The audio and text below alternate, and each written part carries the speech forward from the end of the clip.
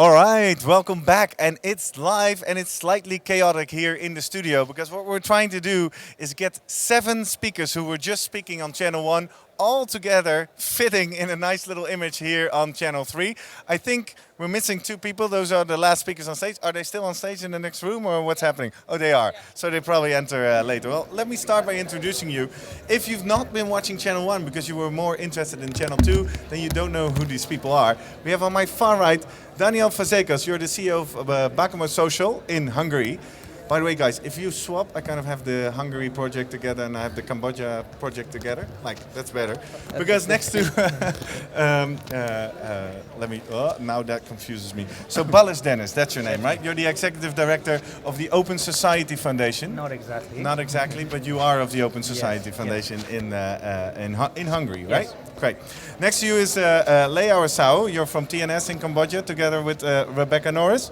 And on my left is a familiar face from Channel 3, Natalie Forche of Forche Consulting. And you guys do incredible projects all over Africa. Thank you. We're talking about the social impact of research, which is something typically different than all the other stuff we talk about brand impact and market research, which some of you also do. But let's focus a bit on measuring the impact of society.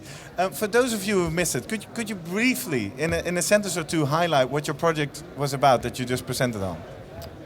We asked Bakamo Social to measure how a government public campaign shaped the discourse about refugees and migrants. Attitudes were pretty much known. Yep. Quantitative data was out there, and we understood how high is anti-refugees and anti-migrants feelings are in Hungary. But what we were interested what was the evolution of that process and how a well-known and actually still ongoing government campaign on the refugee and migrant crisis shaped the public discourse. What were the steps and how. What was the formulation? That's why we wrote Yep. with Bakamo. You observe the current status of public perception and you want to understand how that came about. Exactly. And for us, what was extremely useful, because as I said, we were not interested in the attitudes only, we were interested in the evolution, was the method Bakamo offered, and that is social media listening, practically watching without asking questions. That brought us much closer to that process, what I was referring to. Daniel, can you explain a little bit how you approach this project?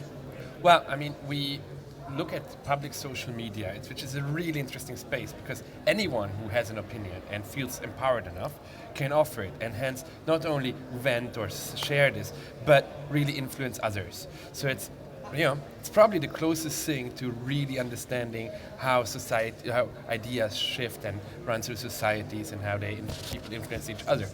And what we do is, in a way, a passive approach of taking the data through technology and then going about it with humans, because it's humans who understand humans. So we read, understand, and interpret at scale to really generate genuine meaning. And then you plotted your findings over time to come to this research. That we find the story behind the data. So we really look at the human aspect. We are not in that way producing dashboards, but we can actually do cogent strategies and actually genuine understanding. Okay. Let's move over to the team from Cambodia, because it's funny if you're wondering why they're duos. It's actually a client and a research provider together. In your case, that's slightly different. You're both with TNS. Yeah. Your colleagues in Cambodia, and you looked at gender equality. What did you guys research? So we were interested in understanding the current state of gender dynamics in Cambodia. And while there's a lot of research actually on that topic, there's little research that covers what it's like across generations. And so we actually did find quite a difference across generations, particularly as it relates to education. So Cambodia as a whole is an undereducated country, but when you start looking at it by gender, you see that there's a huge disparity between women and men. A third of Cambodian women have no formal schooling, which is a huge number. Okay. And this is compared to, I think, 13% of men. The other thing we learned is that, so there's this code in Cambodia called Chabapsre, and it's an oppressive code of conduct. The translation is Moral Code of Conduct for Women in Cambodia. Yeah.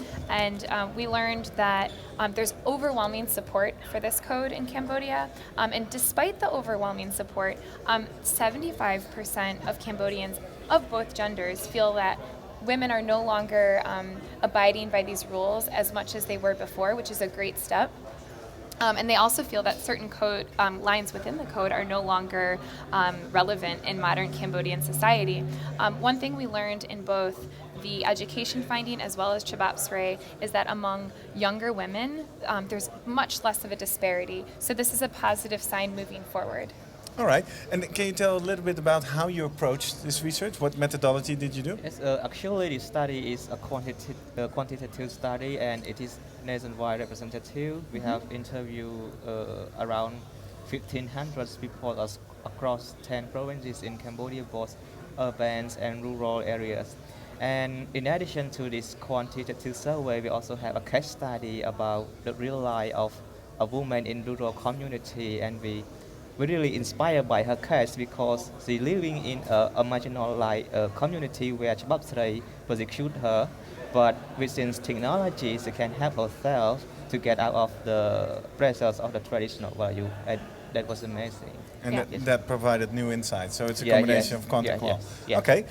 Natalie, just not to redo the session, but just Right. the short summaries are great. So you talked about, together with your colleague Erin, who talked about Somalia, but you focused on South Sudan. Yep. What did you do there? So basically, we talked about some of the work that we've done with UNICEF, which is one of the largest UN agencies that works to protect children in South Sudan and both in Somalia. And we were looking at a process called third-party monitoring, where we actually go out and verify that the activities that the UN is funding are actually taking place the way they say they are. Okay, interesting. And how did you go about that? Well, it was a bit complicated. In Somalia, we had to locate around 5,000 schools, including those that were located in al-Shabaab-controlled areas.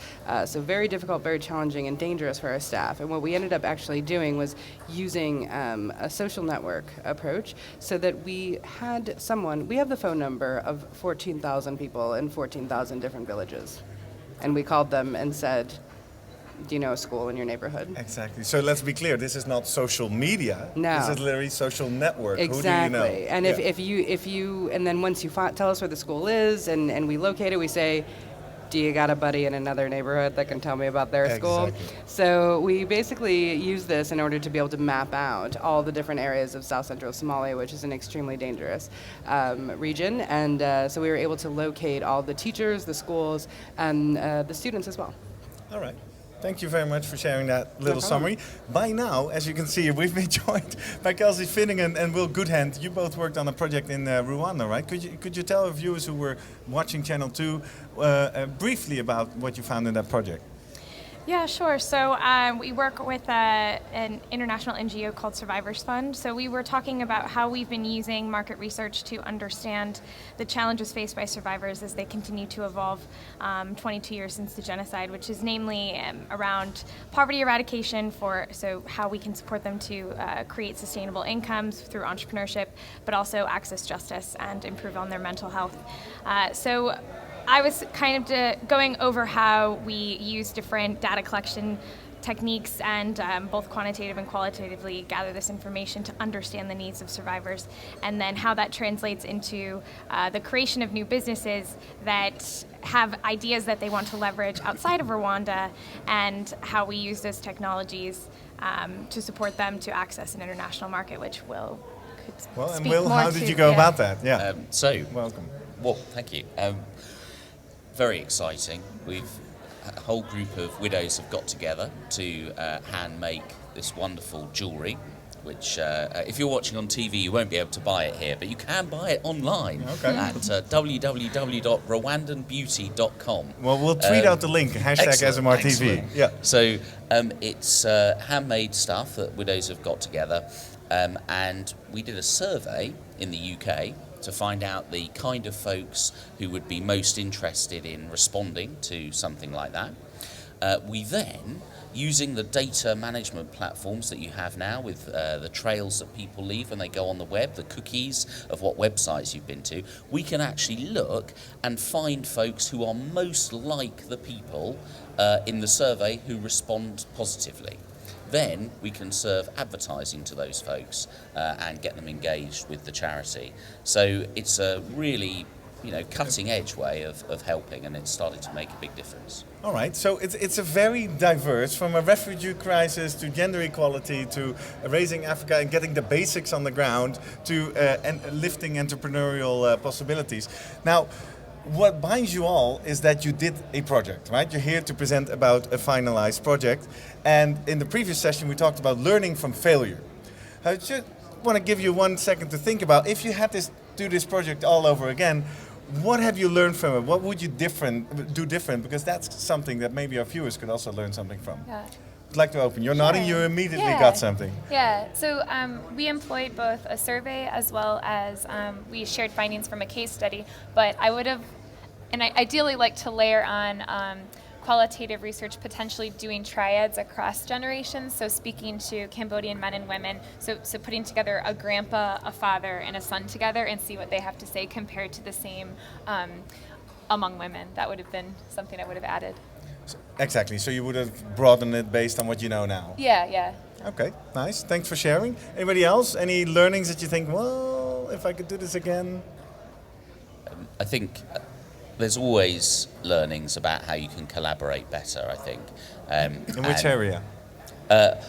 All areas, particularly, I mean, in the case of the jewellery, we've created this website to sell the stuff, but in such an effort to wow the consumers in the West, the widows have produced about 100 different designs, and one of each.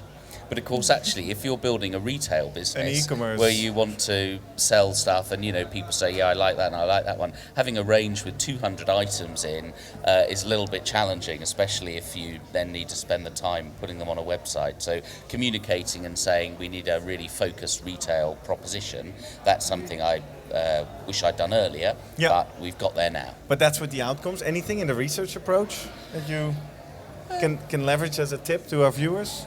I'll give it some thought if you want. Yeah, Natalie, what do you... So I've talked a little bit about the work we were doing in Somalia, but in South Sudan we were carrying out an activity, as I mentioned, so third-party monitoring, which is very new in the research community and in the social research world, but a very important tool. I mean, the one thing that we've learned, and we've worked on third-party monitoring for a lot of our clients now, is that not everyone knows what that means. Okay. And if you think about those 3 words separately, third-party monitoring doesn't really actually explain what it is. So we know that it has to be third party, it has to be independent, it has to be objective, but what is the difference between monitoring and evaluation, and monitoring and impact, and monitoring and trend analysis? And a lot of times what we learned is that we really had to sit with clients so they understood what just monitoring was, because otherwise it's very easy for it to scope creep and become a huge, massive study, which is not what that's meant to be. So scope creep. That's the thing you're trying to avoid here. Scope creep is everyone's worst nightmare, and it happens very easily with third-party monitoring. Exactly. Well, great point. So it's all about educating all your stakeholders more specifically about what the scope, what it is, what it means. Absolutely. Great takeaway. In Hungary, guys, anything? Not on the research side. Honestly, this was a really interesting cooperation for us. So not on that, but on the actual advocacy and human rights related work. I mean, I guess all of us who do these kind of jobs and these kind of work, should be aware that we need to adjust or work to the constantly changing realities. And actually, to that. 1 second, Wallace. Can I steal your mic for a second? Because that's not going well. Talk in this one so we can actually hear you a little bit better. Should I repeat it? No, continue, but make sure your voice is heard. All right. To be able to adjust better and to update or work better is extremely important for the NGO people and for the NGO sector to work with you guys with the research industry. And this is something I think most of the NGOs are just only learning recently. All right, so and that's a nice segue to another thing I want to explore with you guys on the research side and also with our viewers, because Daniel, what is actually your motivation, or what do you get out of working in a social research study? Not so much versus the commercial side, but this is obviously a different playing field, right? Well, actually, can you hear me? Yes. Actually, it's really the same. I mean, we have a very, very specific methodology that we apply to different subjects. So in a way, my motivation is always the same, because you actually find out things that you wouldn't have found other ways about humans. So, you know, for me, it's almost the same to learn about, you know, how, I don't know, Germans, for example, also talk about refugees, but also how the UK people talk about household cleaning. I mean, you actually Really? get, It gives you the same kind of... in a way it does. That's not what you said before. Yeah, but I was telling it to you. But no, I mean, you find actually this really tiny little things that you didn't know or didn't expect before. Yeah. And but obviously, in terms of values and stuff, working with NGOs, and we've done work with Balázs and his team, but also with Greenpeace and other NGOs like Amnesty. And it's, you know, it's good to bring that brutal truth to the people who actually can do something about it. So, and that's, and actually give them something that is not, how should I put it, not super complicated, but actually really directly applicable to what they're doing. So, you know, that's That's the pretty kick. And you say my little research heart takes whether I'm doing household wives or public opinion, but apparently the impact feels different, right? Well, it does, but bringing truth to you know, large corporations or people who, you know, work in social areas, it's always good to actually bring them the reality. How was that for you, Rebecca? I see you nodding. Is there a difference for you? No, I just agree with what he's saying. Yeah, but no. Do you feel any difference about working on a specific social side of research or on the more corporate way, or is it all the same? Well, sure. I mean, the scale of the issue we're talking about is a lot larger. So in our case, it's empowering women, which at the end of the day, when you go home at night, you feel like you're contributing to a greater cause. And also, after this presentation and after we leave New Orleans, we have a whole plan on how we're going to roll out the study's findings and share them with NGOs, with the private sector, the public sector. And so we do plan on affecting change and creating change. And so I think that's the most exciting part, is once we leave here, what we're going to then do with the findings. And is that different than other typical projects? Because most of the time you just give the insights and you stop, right? Yeah, because then you give them to the clients and they kind of they then take the findings and utilize them, whereas we would look to work with these embassies and NGOs as partners on how they can incorporate them into their campaigns. So it's similar but also different. It's emotionally different, I would say, is the biggest difference. Exactly, yeah. And how's that for you, Natalie? Well, in some ways I actually disagree. I think market research is, in the places where we work and some of the very, very underdeveloped economies of Africa, market research is just as valuable as social research. And the reason for that is that market research is many times what gives major multinational corporations the confidence to be able to come in and invest in new countries. And that process allows them to create jobs, which is what's really needed in a lot of these economies. So we do a lot of work on gender, and 90% of our work is social research and opinion polling, and that's very important. It is extremely rewarding work. But when we work for companies like Pepsi or Coca-Cola or Unilever, and we know that there's a chance that if we establish that there's enough of a demand, there may be a domestic production factory or a different line of work that could come into that country and create more jobs, that's very rewarding too. So I think market research sometimes tries to beat up on itself when it stands head-to-head with social research. Yeah. Exactly, it's not that much of a gap, it's actually Basically not that what much of you're a gap. saying also. We're all contributing to economies in different ways into development. And in Africa, what's really important is that investment in economic growth. So I don't beat up on the market research folks. We should all be very happy and proud. All right. Great message. Kind of kills the whole subject, but... Sorry. It was a good rebuttal. I like that. Do you have anything to add, Kelsey, on that? How do you work on both sides? Is there no both sides? Is it... I only work on the social research side, but I completely agree that I think that both of them need to be present, especially in developing economies, because we need both NGOs and larger private sector investment in order to prompt that larger scale economic development. I think it's interesting to work in social research because it allows us to anticipate human behavior in a really complex way, and we can then build that into much more innovative solutions, which we've been able to do through the development of the first helpline to support legal and counseling work in Rwanda that can access people in remote locations, and that was all built out of research that we had. So I think that in that sense it can be really interesting the way that we learn more about, essentially what you guys were saying about human truths and how to anticipate some of the real, behavioral changes that are going to happen in a project. Yeah. Well, just to bring this to a close, I'm still kind of puzzled though, because if you're saying there's not a difference, we're also talking about attracting young people to the industry. One of the solutions is make them work for greater goods and get them involved in social research. Is that not a problem, or not a problem? Is that not an issue? Is it all the same? Is it that easy, or what's at stake here? Well, this is something that I actually, and my company works on a lot, is because I think we're stuck in a situation where there's market research and social research and never the two shall meet. But in fact, they do a lot of the same things, and they have there's a big opportunity there for the two sectors to learn from each other. So just as we were finishing our panel and we were coming over here, two of the young people ran up to us and said, this sounds fantastic. And I'm studying market research and you're doing social research, and can we learn more about opportunities within your firm? And I said, absolutely, because actually what I want is I want to recruit more market research people. I have enough social research people. I have enough methodologists. But I want... you now make a distinction between these two groups. Are they differently educated? They are. They are. I mean, okay, so I they think come from different backgrounds. Absolutely. If you study market research, the terminology you use, the methodologies you use, the approach that you use is very different from social research. But I think that the two need to learn from each other. Sort of what I said in my presentation, I think we need to look at recipients of aid in terms of consumer satisfaction, exactly. as opposed to some of the more standard social methodologies. There's a lot of opportunity. Yeah, I just want to piggyback on that. That's something we believe in as well. Like, especially going from the commercial world to the NGO world and taking, that culture that we have in market research of being super short, action-oriented, don't beat around the bush, just, bang, bang, bang. And bringing that culture to, more of the civic society where there is a culture of talking about nothing.